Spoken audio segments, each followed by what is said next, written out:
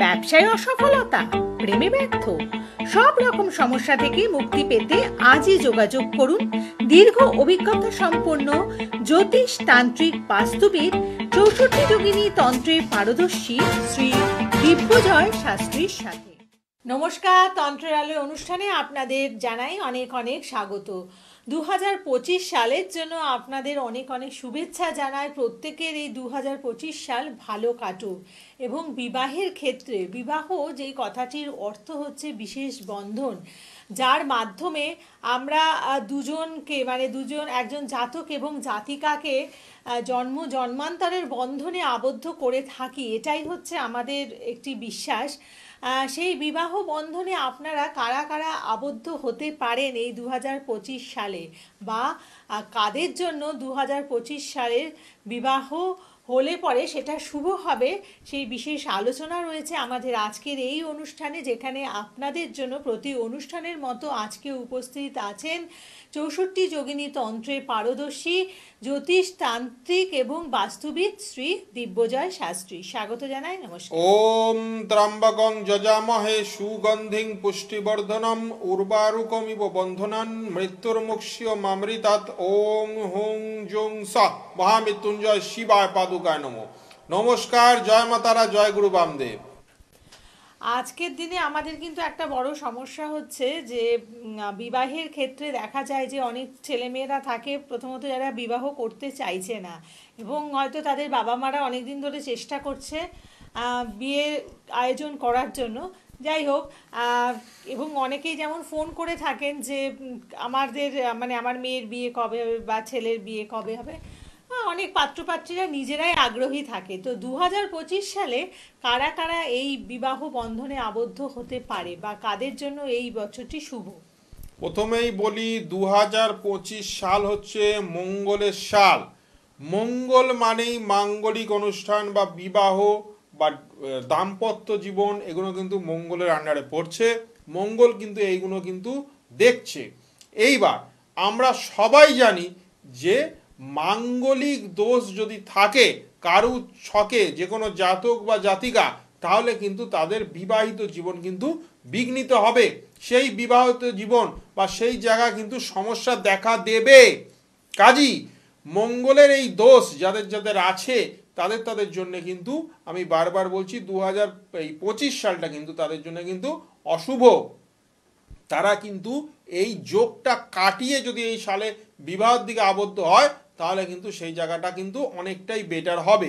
এইবার আমি চলে আসি কোন কোন রাশির ক্ষেত্রে এই 2025 সালে বিবাহ জায়গাটা ডিস্টার্ব থাকবে, তাদের বিবাহ হতে চাইবে না। তারা যদি সেই পাত্র বা পাত্রী যদি যোগ্যতাও থাকে, তাদের যদি সে রূপবানও থাকে বা রূপবতীও হয়, তাও যদি পড়াশোনাও যদি তারা ভালো হয়, তাও তাদের বিয়েটা হতে হতে কেটে বেরিয়ে যাবে। তাদের বাড়িতে পাত্র বা পাত্রী দেখতে আসলো, কিন্তু এসে কিন্তু তারা আবার বলবে যে ফোনে জানিয়ে দেবো বলে তারা কিন্তু আর জানাবে না। তো এই জায়গাগুলো কিন্তু আমাদের বিচার করে দেখতে হবে যে 2025 সাল মঙ্গলের সাল। এই সালে কোন কোন রাশির বিবাহর জায়গাটা কিন্তু ডিস্টার্ব আছে, বিবাহ স্থানটা কিন্তু অশুভ আছে, সেইটা কিন্তু আজকে এই প্রোগ্রামের মাধ্যমে কিন্তু তোমাদের কাছে আমি তুলে ধরছি। যেমন প্রথমেই বলি 2025-এ মেষ রাশির কিন্তু 2025-এ মার্চ মাস থেকেই কিন্তু ওদের 7.5 কিন্তু ঢুকে যাচ্ছে। এই 7.5-র কারণে যারা যারা বিবাহ যোগ্য পাত্র বা পাত্রী আছে তারা কিন্তু নিজের বিবাহ দিক দিয়ে কিন্তু অবাঞ্ছিত সমস্যা, অবাঞ্ছিত ঝামেলা কিন্তু তারা সম্মুখীন হতে চলেছে এই 2025-এর মার্চ মাস থেকে। কাজী মেষ রাশি, যদিও বা মেষ রাশির অধিপতি মঙ্গল, কিন্তু এই যে মেষ রাশি যে শুরু হচ্ছে যে 7.5, এই জায়গাটা কিন্তু মেষ রাশিকে সাবধান থাকতে হবে। তাদের কিন্তু বিবাহর জায়গাটা কিন্তু গন্ডগোল করবে। এই যে মেষ রাশিতে 7.5টা ঢুকছে, কাজী মেষ রাশির জাতক বা জাতিকাদের কিন্তু বিবাহ জায়গাতে কিন্তু প্রচণ্ডভাবে সতর্ক থাকতে হবে। এবং যদি তাদের মাঙ্গলিক দোষ থেকে থাকে তাহলে কিন্তু সমস্যা কিন্তু চরমে উঠবে, বিবাহ কিন্তু কিছুতেই হতে চাইবে না। আবার এমনও বিবাহ হয়ে গেল, সেই বিবাহ কিন্তু সুখী হলো না, ডিভোর্স হয়ে গেল, কদিন পরেই বিবাহের জায়গা থেকে চলে এলো আপনার মেয়ে। আবার দেখা যাচ্ছে বিবাহে প্রতারিত, সেই জায়গাটাও কিন্তু মেষ রাশির জাতক বা জাতিকাদের আছে। তা মেষ রাশির পরে আমি বলবো সিংহ রাশি। সিংহ রাশির কিন্তু এই যে বিবাহর জায়গাটা কিন্তু আবার খারাপ হতে চলেছে, কারণ সিংহ রাশির কিন্তু ঢাইয়া আরম্ভ হচ্ছে, সেটা মার্চ মাস থেকেই এই ঢাইয়াটা শুরু হবে। এই যে সিংহ রাশির যে ঢাইয়া, এটা কিন্তু মার্চ মাস থেকে শুরু হচ্ছে। আর সেই জন্য সিংহ রাশির জাতক বা জাতিকাদের বিবাহর দিক দিয়ে কিন্তু সমস্যা দেখা দেবে। আর সেই জাতক বা জাতিকার কিন্তু বিবাহ, মানে ধরুন বিবাহের কথাবার্তা চলছে, সবকিছু ফাইনাল, সেই জায়গা থেকেও হয়তো আবার ব্যাক আউট করতে হবে। দেখা যাচ্ছে লাস্ট মোমেন্টে তার সে পাত্রের বাড়ির লোক বা পাত্রীর বাড়ির লোক তাতে অমত প্রকাশ করছে, আর আবার তাদের সেই জায়গা থেকে ব্যাক করে আসতে হচ্ছে। এই রকম মতো অবস্থা কিন্তু সিংহ রাশি হতে পারে 2025 সালের মার্চ মাসের পর থেকে। কাজী এই জায়গাটা যদি ঠিক করতে হয়, তাহলে শনির ঢাইয়াটা কাটিয়ে 64 যোগিনী তন্ত্রের মাধ্যমে যদি একটি প্রজাপতি কবচ ধারণ করা যায়, তাহলে এই 64 যোগিনী তন্ত্র যে অব্যর্থ ফল দেয়, সেই ফল সেই জাতক বা জাতিকা পাবে এবং তাদের বিবাহটা কিন্তু হয়ে যাবে, সুসম্পূর্ণ হবে। সেই বিবাহের জায়গাটা কিন্তু আমাদের দেখতে হবে। এবং যদি কোনো অশুভ যোগ থাকে, যদি মাঙ্গলিক থাকে, বা যদি মাঙ্গলিকের সাথে সাথে শনির 7.5, বা যদি তার সাথে ধরো তার গুরুচণ্ডাল আছে, বা রাহু বসে আছে সপ্তমে, সেই জায়গাগুলো কিন্তু আমাদের দেখতে হবে বিচার করে, কারণ প্রত্যেকটা ছক কিন্তু আলাদা। কাজী প্রত্যেকটা মানুষের জীবনও কিন্তু আলাদা, কাজী প্রত্যেকটা মানুষের জীবনের সমস্যাও কিন্তু আলাদা হয়। কাজী প্রত্যেকটা মানুষের কিন্তু ইন্ডিভিজুয়াল বিচারটা কিন্তু অতি প্রয়োজনীয়। আর প্রত্যেকটা মানুষের জন্য নির্ভুল বিচারের সাথে সাথে 64 যোগিনী তন্ত্র কিন্তু প্রয়োগটা কিন্তু অতীব প্রয়োজনীয়। কাজী 64 যোগিনী তন্ত্র যদি প্রয়োগ করা যায়, তাহলে কিন্তু এই সিংহ রাশি এবং এই মেষ রাশির জাতক বা জাতিকাদের বিবাহর যে সমস্যাটা হতে চলেছে 2025 সালের মার্চ মাসের পর থেকে, সেটা কিন্তু পুরোটাই ঠিক করে দেওয়া সম্ভব। এরপরে চলে আসি ধনু রাশি। ধনু রাশির ক্ষেত্রেও কিন্তু একই অবস্থা। ধনু রাশির কিন্তু ঢাইয়া শুরু হচ্ছে মার্চ মাস থেকে। এই ঢাইয়ার কারণে কিন্তু এই যে এই বিবাহটা কিন্তু আবার কিন্তু বিঘ্নিত হবে। ওদেরও কিন্তু বিয়ের যোগাযোগটা মনের মতো আসবে না। ধরো যে পাত্র খুঁজছে, ধরো সরকারি চাকরির পাত্র খুঁজছে, সেই জায়গায় ধরো সরকারি চাকরির পাত্র এলো না, এলো হয়তো প্রাইভেটে কাজ করা কোনো পাত্র, সেটি আবার হয়তো মেয়ের বাবা মার বা মেয়ের পাত্রীর বাড়ির লোক কিন্তু পছন্দ করছে না, সেই জায়গায় কিন্তু বিবাহ কিন্তু দেওয়া যাচ্ছে না। আবার ধরো সরকারি চাকরির পাত্র এসেও কিন্তু সেই মেয়েকে পছন্দ করলো না, কাজী বিবাহের জায়গাটা কিন্তু ম্যাচিওর করলো না, বিবাহের জায়গাটা কিন্তু থমকে গেল, আটকে গেল, দাঁড়িয়ে গেল। সেই জায়গায় দাঁড়িয়ে আমাদের এটা বিচার করে একবার দেখতে হবে যে সেই জাতক বা জাতিকার এই যে ধনু রাশি, এই যে তোমার ধনু রাশির সাথে সাথে এই যে তোমার অন্য যে রাশিগুলো আছে, সব রাশিরই এই বিচারটা কিন্তু প্রয়োজনীয়, আর এটা অত্যাবশ্যক। এই যে ধনু রাশি নিয়ে আজকে আমি যেটা বললাম, যে বিয়ের জায়গাটা কিন্তু মনের মতো পাত্র বা পাত্রী ওরা কিন্তু পাবে না। সেই জায়গায় দাঁড়িয়ে আমাদের কিন্তু 64 যোগিনীর মাধ্যমে সেই তন্ত্র প্রয়োগ করে একটি যদি আমরা প্রজাপতি কবচ করে দিতে পারি, আর মঙ্গলের দোষটা যদি আমরা কাটিয়ে দিতে পারি, আর সপ্তম ভাবটা যদি একটু সংস্কার করে দিতে পারি, তাহলেও কিন্তু এদের বিয়েটা অনেকটাই কিন্তু চটজলদি হয়ে যাওয়া সম্ভব। এরপরে চলে আসি কুম্ভ রাশিতে।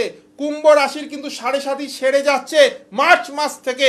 কাজী কুম্ভ রাশির কিন্তু বিয়ের জায়গাটা কিছুটা ডিস্টার্ব থাকবে, কিন্তু বছরের মাঝামাঝির পর থেকে জায়গাটা কিন্তু ঠিক হবে। তাও কিন্তু তোমরা কিছুটা সাবধানতা অবলম্বন করো তোমাদের দাম্পত্য জীবনে, এবং তোমাদের যদি মানে বিয়েটা যদি লাভ ম্যারেজ হয় সেই জায়গাটা কিন্তু একটু সাবধানতা অবলম্বন করতে হবে, কারণ শত্রুতার দরুন কেউ না কেউ হয়তো ভাঙচি দিয়ে এই বিয়েটা কিন্তু কেটে দিতে পারে। কাজে কুম্ভ রাশিদের জন্য কিন্তু এই সাবধানতা কিন্তু ওদেরও অবলম্বন করতে হবে। এরপরে চলে আসি মীন রাশি। মীন রাশির ক্ষেত্রে কিন্তু এই যে 2025 সাল, এই 2025 সালে দাঁড়িয়ে ওরা কিন্তু বিয়ের যোগাযোগ কিন্তু কেটে যাবে।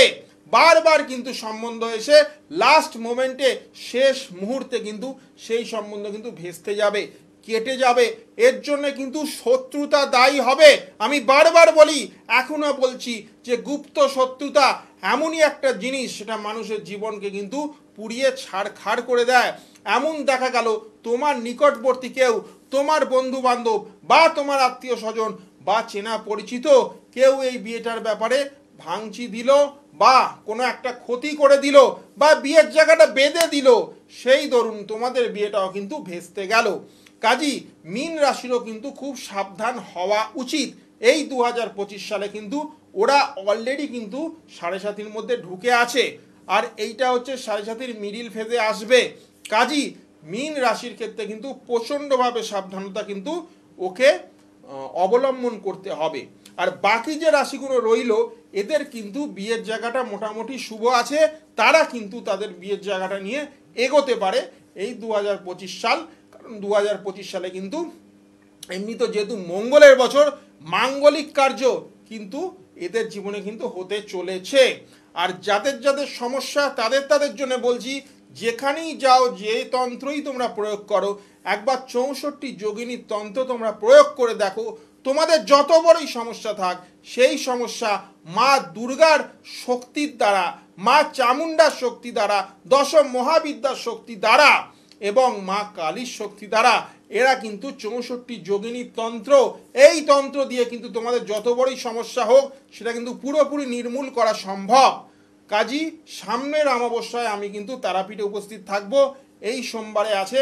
তোমরা যদি যারা এই ধরনের সম্পর্কে টানা পড়েনে আছো, যাদের বিয়ে নিয়ে অনিশ্চয়তা, যাদের বাবা মাদের বলছি, সেই বাবা মারা যারা নিজের ছেলেমেয়ের বিয়ে দিতে পারছে না, সেই ছেলেমেয়ে হয়তো ভালো চাকরি করছে, ভালো ব্যবসা করছে, তার মেয়েকে হয়তো দেখতে ভালো, সুশ্রী, তার মেয়ে হয়তো ওয়েল কোয়ালিফাইড, ভালো চাকরি করে, ব্যাংকে চাকরি করে, আইটিতে চাকরি করে, সরকারি চাকরি করে, সেই জায়গায় দাঁড়িয়ে তাদের বিয়ে হচ্ছে না, তাদের জন্য বলছি এই 64 যোগিনী তন্ত্রটা তোমাদের জন্যে ব্যবহার করে তোমরা একবার দেখো। এই জায়গায় দাঁড়িয়ে তোমরা কিন্তু তোমাদের মনস্কামনা পূর্ণ হবেই, আর তোমাদের ছেলেমেয়েদের বিয়ে কিন্তু তোমরা 2025 সালেই দিতে পারবে। কাজী কারণ এই যোগিনীর শক্তি হচ্ছে পুণ্যফল প্রাপ্তি, যে কোনো কার্যে তোমরা সিদ্ধি লাভ করবেই, এই যোগিনীর শক্তি এমন। কাজী সামনে সোমবার 30শে ডিসেম্বর আমি কিন্তু বকুল অমাবস্যা কিন্তু তারাপীঠে থাকি। প্রত্যেক অমাবস্যায় তারাপীঠে যেমন থাকি, এই শনিবারও কিন্তু, এই সোমবারও কিন্তু থাকবো। তোমরা যারা যারা চাও যোগাযোগ একটু পারলে করে নিও। একদম। এবং তাই যারা যারা জীবনে যে কোনো সমস্যা থেকে নিজেদেরকে মুক্ত করতে চাইছেন, শুধু বিবাহের ক্ষেত্রে সমস্যাই নয়, আরও বিভিন্ন সমস্যা আছে, যেমন কর্মের ক্ষেত্রে সমস্যা বা সাংসারিক সমস্যা বা আরও কোর্ট কেসের মতো সমস্যা, যে কোনো সমস্যা থেকে মুক্তি পেতে আপনারা যোগাযোগ করুন জ্যোতিষ, তান্ত্রিক, বাস্তুবিদ এবং 64 যোগিনী তন্ত্রের পারদর্শী শ্রী দিব্যজয় শাস্ত্রীর সাথে, এবং বুকিং নাম্বারে ফোন করুন। দূরের বন্ধু যারা রয়েছেন আপনারা অনলাইন কনসালটেন্সি করতে পারেন। বুকিং নাম্বার 6292235677, এটিকে আপনারা নোট ডাউন করে রাখবেন। আর এই অনুষ্ঠানগুলো আবার দেখতে হলে আপনারা চ্যানেল ভিশনের ইউটিউব চ্যানেল ফলো করুন, এবং দিব্যজয় শাস্ত্রী নিজস্ব যে ইউটিউব চ্যানেলটি রয়েছে গুরুজি দিব্যজয়, সেটিকে আপনারা সাবস্ক্রাইব করে নিন আপনার মোবাইলে। স্পেলিং হচ্ছে GURUJIDIBYYAJY, এই নামে আপনারা নামটিকে সার্চ করুন এবং আপনার মোবাইলে সাবস্ক্রাইব করে নিন এই চ্যানেলটি, যাতে করে তার প্রত্যেকটি পরামর্শকে নিয়ে আপনি আপনার জীবনের পথটিকে সঠিকভাবে চালিত করতে পারেন। প্রত্যেকে ভালো থাকুন। নমস্কার। যোগিনীর শক্তি, পুণ্যফল প্রাপ্তি। জয় মা তারা, জয় গুরু বামদেব। নমস্কার।